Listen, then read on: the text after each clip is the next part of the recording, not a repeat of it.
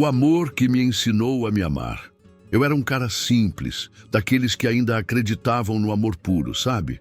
Acreditava que carinho, dedicação e romantismo eram suficientes para construir algo sólido. Fui criado numa casa onde meu pai sempre deixava um bilhete carinhoso para minha mãe na geladeira e onde os pequenos gestos valiam mais do que presentes caros. Talvez por isso eu tenha crescido, achando que amar alguém com tudo o que se tem no peito era suficiente. Me apaixonei por Mariana assim que a vi pela primeira vez na biblioteca da faculdade. Ela estava com um coque meio bagunçado, fone de ouvido, anotando alguma coisa num caderno todo rabiscado. Não sei explicar. Tinha um ar de liberdade, de descompromisso com o mundo, como se não se importasse com o que os outros pensavam. E aquilo me fascinou. Aos poucos, fui me aproximando. Puxava, conversa, elogiava os desenhos dela, levava um café. Ela era dessas que diziam odiar clichês, mas sorria quando eu aparecia com chocolate na aula. No começo parecia perfeito. Ela ria das minhas piadas, me ouvia com atenção e sempre dizia que era bom ter alguém que se importasse de verdade. Durante os 2 primeiros anos de namoro, eu fui 100% coração. Mandava mensagem de bom dia, levava flores mesmo sem data especial, fazia surpresa no trabalho dela e, claro, pagava tudo quando saíamos. Não por obrigação, mas porque eu queria cuidar, queria mostrar que ela era especial. Meus amigos diziam que eu estava cego, que parecia mais um mordomo do que um namorado. Mas eu ignorava. Pensava, eles não entendem, eles nunca amaram de verdade. Mal sabia eu que quem não entendia era eu. Comecei a perceber algumas coisas, mas fingia que não via. Viagens repentinas para a casa de amigas, sumiços nos finais, de semana, celular sempre virado para baixo, risadinhas ao ler mensagens enquanto se afastava. E mesmo assim, eu dizia para mim mesmo que era coisa da minha cabeça. Afinal, ela dizia que me amava. E quem ama, não trai, certo? Errado. A verdade veio à tona quando um amigo em comum, daqueles que não gostam de ver o outro sendo feito de idiota, me chamou para conversar. Ele tinha visto Mariana com outro cara em um bar, aos beijos. Tirou uma foto de longe. Meu coração gelou. Na hora, minha primeira reação foi tentar justificar. Devia ser uma amiga parecida. Talvez seja antigo. Mas no fundo, eu sabia. Fui confrontá-la. Primeiro ela negou. Disse que era loucura, que eu estava inseguro. Mas quando mostrei a foto, o olhar dela mudou. Ficou fria. Disse que aquilo não significava nada, que tinha sido uma recaída, que estava confusa, que eu era bom demais para ela. Bom demais. Foi nesse dia que eu comecei a entender o verdadeiro significado dessa frase. Ser bom demais para alguém que não sabe reconhecer o valor do outro é um castigo. É como oferecer um banquete para quem só quer fast food emocional. Ela chorou, me implorou para não terminar. Disse que tinha sido um erro, que eu era seu porto seguro, que precisava de mim. Eu, já despedaçado, quis acreditar. E por mais ridículo que pareça, dei mais uma chance. Foi o maior erro da minha vida. Depois disso, comecei a perceber com mais clareza o que antes eu ignorava. Ela não me amava. Ela amava o conforto que eu oferecia. Amava a ideia de ser amada, mas não a mim. Fui só uma âncora emocional para ela, enquanto navegava livre em mares que eu nem imaginava. Peguei o celular dela enquanto ela dormia. Não me orgulho disso, mas precisava saber. Ali, vi tudo. Conversas com outros caras, flertes, encontros, desabafos com amigas dizendo que estava cansada de mim, que precisava de emoção, que eu era certinho demais. Li cada palavra como quem lê sua própria sentença de morte emocional. No dia seguinte, não gritei, não chorei, só disse, acabou. Ela riu como quem não acreditava. Depois chorou, gritou, me chamou de insensível. Disse que eu era frio. Irônico, não? O romântico agora era o frio. Mas naquele momento, alguma coisa em mim tinha morrido e outra começava a nascer. Comecei a cuidar de mim. Fui para a academia, cortei contato, bloqueei de tudo, apaguei fotos. Me reconectei com os amigos que havia deixado de lado. Voltei a pintar, a correr, a respirar. Comecei a me olhar no espelho e enxergar um homem que, apesar de tudo, ainda acreditava no amor. Mas agora, o amor próprio. Ela tentou voltar. Mandou mensagens, inventou doenças, disse que estava em depressão, usou todas as cartas. Mas eu já tinha aprendido. Quem te destrói não pode ser seu abrigo. Responder é dar esperança. E esperança, quando não há mudança, é crueldade. Algumas pessoas não merecem uma segunda chance. Outras, nem a primeira tiveram direito. Mas a mais importante de todas as chances é a que damos a nós mesmos. Hoje, quando alguém me pergunta o que aconteceu com aquela menina linda da faculdade, eu só sorrio e digo: ela me ensinou uma grande lição. Me ensinou a parar de me doar para quem não se importa. Me ensinou que o amor que vale é o que nos liberta, não o que nos aprisiona. E sabe qual foi a melhor parte? Eu parei de ser um cara legal que sofre por amor e virei um homem que se respeita. Isso assusta, porque quando você começa a se valorizar, quem só queria se aproveitar pula fora, mas quem realmente vale a pena, fica. E chega com verdade, com leveza, com reciprocidade. Hoje eu olho para trás não com raiva, mas com gratidão, porque aquela dor me moldou. Aquela traição me empurrou para o melhor relacionamento que eu poderia ter, o que tenho comigo mesmo. Não sou mais o cara que mandava "bom dia, princesa" para alguém que não respondia. Hoje eu mando um "bom dia, guerreiro" para o espelho e sigo construindo a vida que eu mereço. E se algum dia ela cruzar meu caminho, espero que esteja bem. Mas, sinceramente, espero que ela tenha aprendido também, porque o mundo já tem gente demais fingindo sentimentos, e o que falta é gente que saiba amar, inclusive a si mesmo. Nos meses seguintes ao fim do relacionamento com Mariana, a solidão bateu como nunca. Não era só a ausência dela, era o vazio do hábito. A rotina que antes parecia girar em torno de nós dois, agora girava em torno do silêncio. Nenhum "boa noite, amor", nenhum emoji no meio do dia, nenhuma ligação inesperada. Mas com o tempo entendi que aquela ausência era um convite para me reencontrar. Porque durante aqueles anos eu havia me esquecido de mim, de tudo que eu gostava, de quem eu era antes de moldar meu mundo para caber alguém que nunca quis fazer o mesmo por mim. Voltei a tocar violão. Era algo que eu amava, mas tinha deixado de lado porque, segundo ela, fazia barulho demais. Reencontrei meu grupo antigo da faculdade, aqueles caras que ela dizia serem infantis demais. E me lembrei de como era rir até a barriga doer. Comecei a fazer trilhas, a viajar sozinho, a descobrir o prazer de estar na minha própria companhia. Só que a cura nunca é uma linha reta. Tiveram noites em que eu chorei. Tiveram dias em que duvidei se tinha feito a coisa certa. Eu ouvia uma música e lembrava dela. Passava em algum lugar onde jantamos juntos e sentia aquele nó na garganta. Cheguei até a sonhar com ela algumas vezes e acordava com um misto de saudade e raiva. Nesses momentos, eu tinha duas opções: me sabotar e correr atrás dela ou usar a dor como combustível.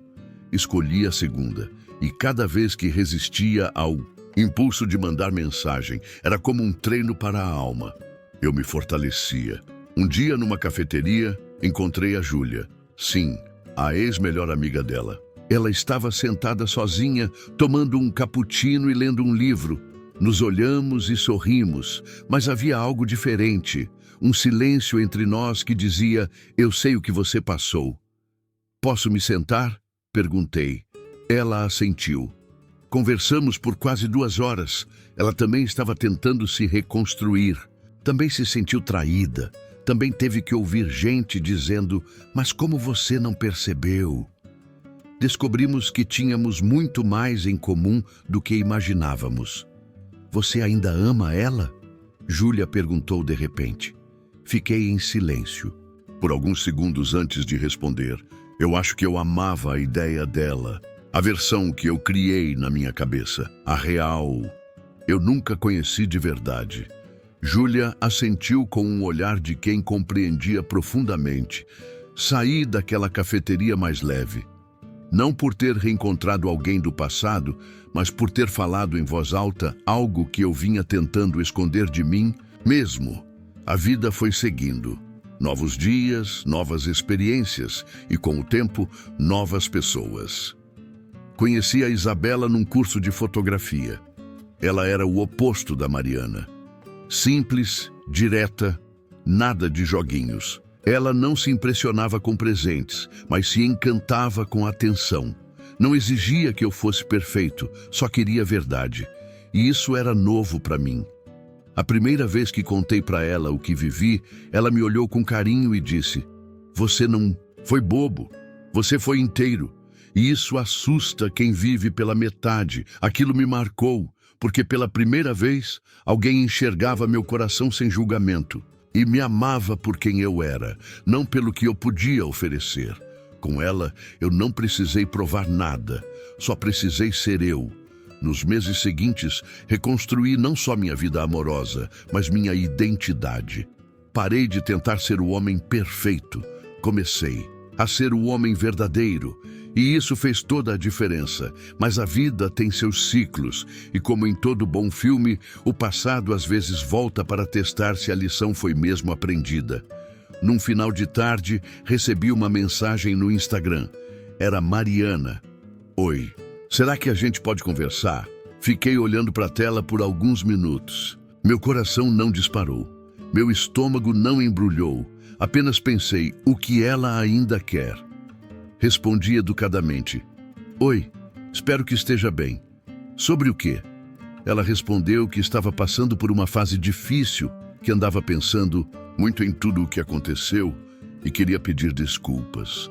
Disse que se arrependia, que havia perdido o melhor homem que já teve. Parei, respirei fundo, pensei na dor que senti, nos dias em que chorei, no esforço que fiz para me reconstruir. E pensei na Isabela, que estava preparando um jantar em casa para comemorarmos mais um mês juntos. Foi então que escrevi: "Mariana, obrigado pela sua mensagem. Eu aceitei seu pedido de desculpas no meu coração há muito tempo, mas hoje eu sou um homem diferente. Espero que você encontre paz e aprenda a amar com verdade. Sinceramente, te desejo o melhor, mas nosso ciclo se encerrou." Ela visualizou. Não respondeu. E naquele instante, senti algo que nunca tinha sentido antes. Liberdade. Hoje, escrevo isso com um sorriso no rosto. Não porque superei uma traição, mas porque renasci de uma dor. Sou grato por tudo, até pelo sofrimento. Porque foi ele que me forçou a me olhar de verdade, a parar de me diminuir para caber em amores pequenos, a entender que o amor mais importante é o que você tem por si mesmo.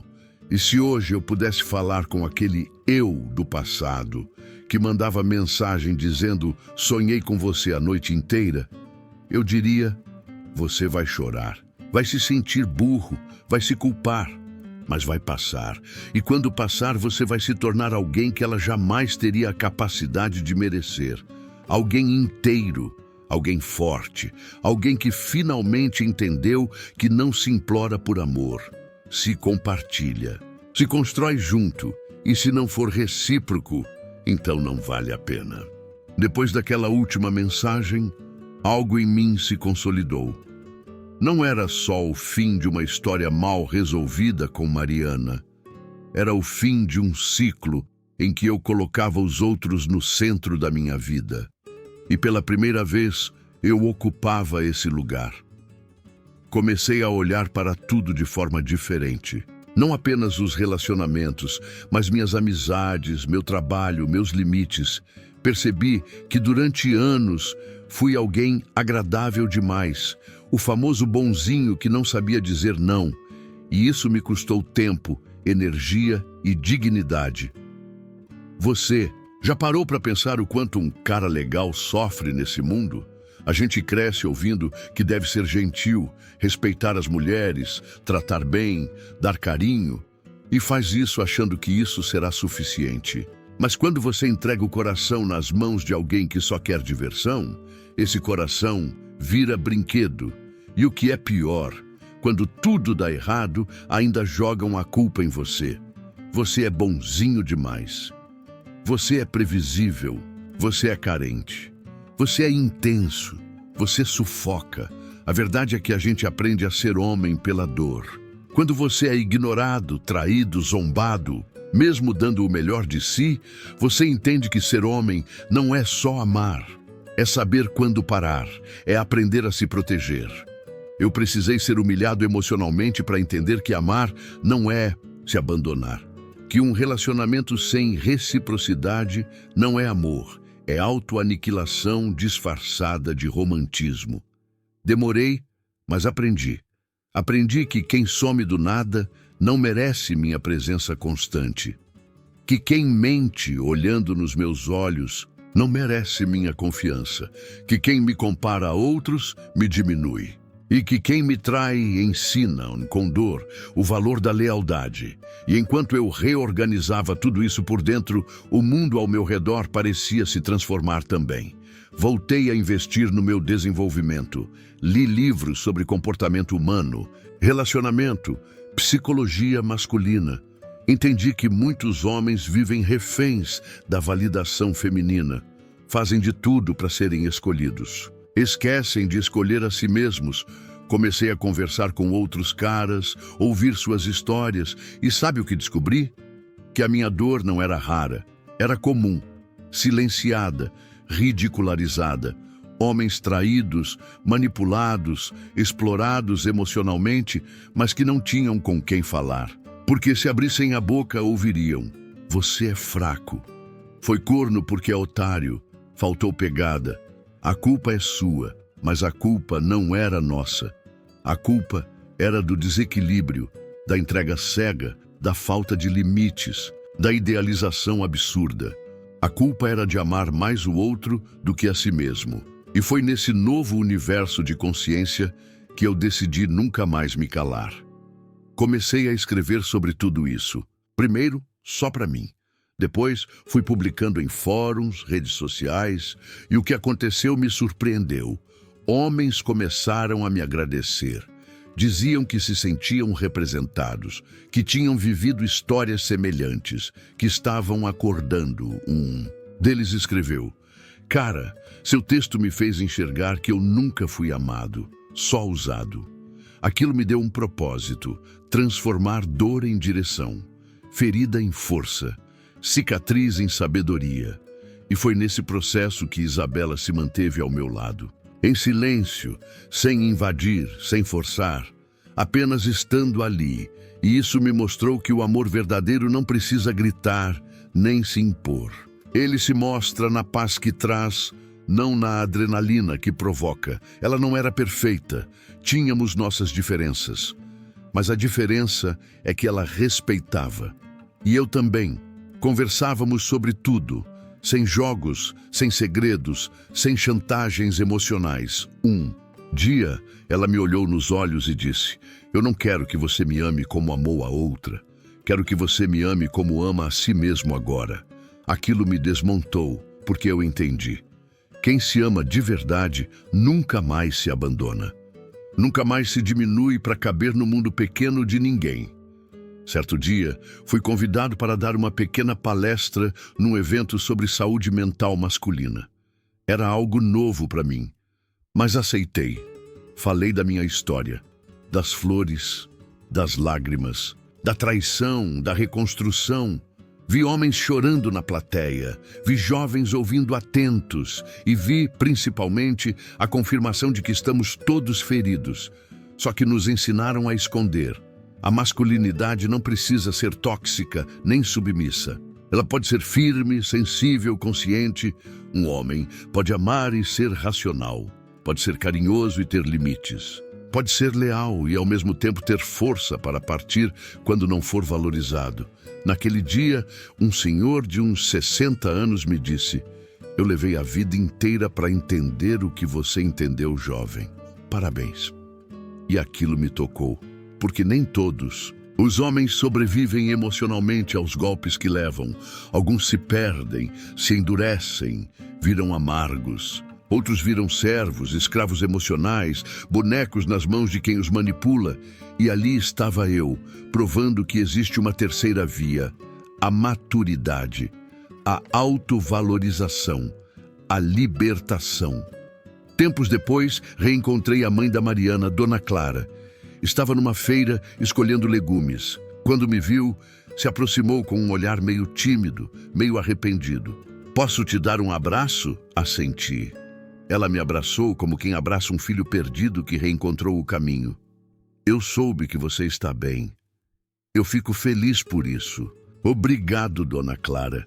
Eu também torço para que tudo esteja bem com a senhora." Ela sorriu com lágrimas nos olhos e antes de ir disse: "Você era o melhor que minha filha já teve. Ela sabe disso agora. Mas às vezes a gente aprende tarde demais." Fiquei em silêncio, não por orgulho, mas por paz. Porque naquele momento eu percebi que não precisava mais provar nada a ninguém. Nem para ela, nem para Mariana, nem para o mundo. Eu sabia quem eu era. E isso era o suficiente. Hoje tenho um relacionamento saudável, tenho amigos verdadeiros, tenho meus hobbies, meu trabalho, minha rotina e, acima de tudo, tenho meu respeito próprio, aquele que ninguém mais vai tirar. Não sou mais o cara que implora por atenção, que se molda ao gosto dos outros, que morre de amor por quem só quer distração. Agora eu exijo reciprocidade, clareza, verdade. E se não tiver, eu simplesmente não fico, porque aprendi da forma mais dolorosa que se você não colocar limites, vai viver rodeado de pessoas que vivem ultrapassando os seus. A traição da Mariana me doeu, sim, mas me ensinou mais do que qualquer livro, palestra ou conselho. Ela foi o golpe que me fez levantar, foi o incêndio que forçou meu renascimento. E eu renasci, mais forte, mais consciente, mais meu. Hoje, quando olho para trás, vejo um garoto doce, romântico, disposto a dar o mundo por amor. E ao lado, vejo o homem que esse garoto se tornou. Um homem que ainda ama, mas que, antes de tudo, ama a si mesmo. E essa é a maior lição que um coração partido pode te dar. Seja tudo para alguém, sim, mas só depois de ser tudo para você primeiro.